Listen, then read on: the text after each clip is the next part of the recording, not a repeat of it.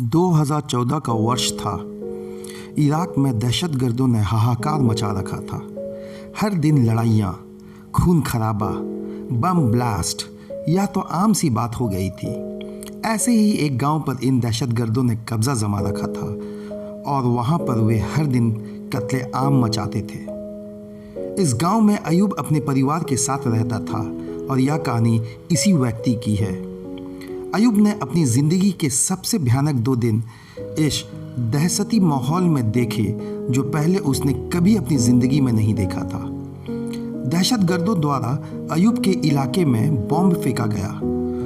वह था उसकी ज़िंदगी का पहला सबसे खराब दिन, और दूसरा दिन इसी बम हमले में की वजह से उसकी बीवी की मौत होना।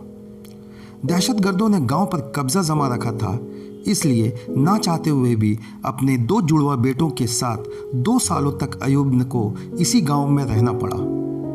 लेकिन अब दहशतगर्द और इराकी आर्मी वालों के बीच हर दिन की लड़ाइयों की वजह से वहां रहना और भी ज़्यादा खतरनाक हो गया था। अयूब किसी तरह उस गांव से निकलकर अपना और अपने बच्चों का जीवन सुरक्षित बनाना चाहता था, लेकिन यह इतना आसान नहीं था, क्योंकि दहशतगर्दों को हुक्म मिला था जो भी इस गांव से भागते हुए पकड़ा जाए उसे वहीं मार दिया जाए। अयूब जानता था कि भागते हुए शायद वह पकड़ा जा सकता है और मारा जा सकता है, लेकिन वह इस बात से भी वाकिफ था कि अगर वह यहीं रहा तो जरूर मारा जाएगा।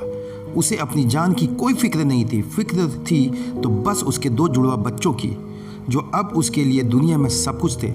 काफ़ी सोच विचार और मनोमंथन के बाद अयूब ने एक योजना बनाई। अयूब ने एक दिन अपने दोस्त से बोलकर नींद की दवाइयाँ मंगा ली।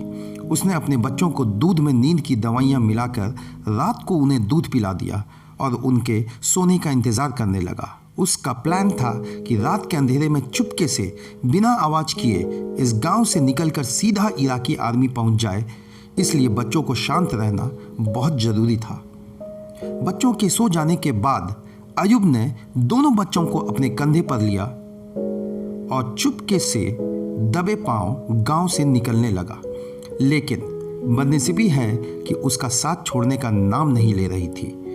गांव के कोने कोने में दहशतगर्द पहरा दे रहे थे। एक दहशतगर्द तो अयूब की आहट सुन ली और उसी दिशा में एक गोली चला दी।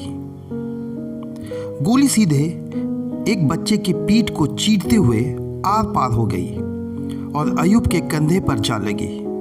बच्ची की वहीं मौत हो गई। लेकिन मजबूर अयूब अपना दुख मनाने के लिए रुक भी नहीं सकता था। वह किसी तरह बचते बचाते आगे बढ़ गया और दहशतगर्द की नज़रों से ओझल हो गया। उसके धर्म के नियमों के अनुसार किसी भी व्यक्ति की मृत्यु हो जाती है तो उसे एक निश्चित समय के अंदर ही ज़मीन में दफनाना जरूरी होता है। अपने असहनीय दुख और रोती हुई आंखों के साथ अयूब ने अंधेरे में ही ज़मीन में गड्ढा खोदना चालू कर दिया। ज़मीन रेतीली थी, इसलिए वह बड़ी आसानी से गड्ढा खोद पाया। अपने बच्चों को दफन किया और दूसरे बच्चे को लेकर फिर आगे बढ़ गया। थकान से बेहाल और दुख से बेजान अयूब आखिरकार इराकी आर्मी तक पहुंच गया। जो घटना उसके साथ हुई थी उसने उसकी आज़ाद होने की खुशी खत्म कर दी थी। आर्मी वालों ने जब उसे अपनी तरफ आते हुए देखा तो उनमें से एक ने दौड़कर उसके कंधे से उसके दूसरे बच्चे को लिया। आर्मी वालों ने उसे पीने के लिए पानी दिया। अयूब पानी पीने लगा। तब आर्मी वालों की बात उसके कान पर पड़ी, जिन्हें सुनकर उसके पैर तले से ज़मीन खिसक गई। आर्मी वाले आपस में बात कर रहे थे। ज़रूर इस बच्चे के पीठ पर लगे घाव की वजह से इसकी मौत हुई होगी। हो सकता है किसी दहशतगर्द ने पीछे से गोली चलाई हो। उनकी बातें सुनकर अयूब को रियलाइज़ हुआ कि उसने कितनी बड़ी गलती कर दी थी। उसने रात के अंधेरे में और अपने पहले बच्चे की मौत के गम में अपना सुध-बुध खोकर अपने सोते हुए बच्चे को ही मरा समझकर उसे दफन कर दिया था।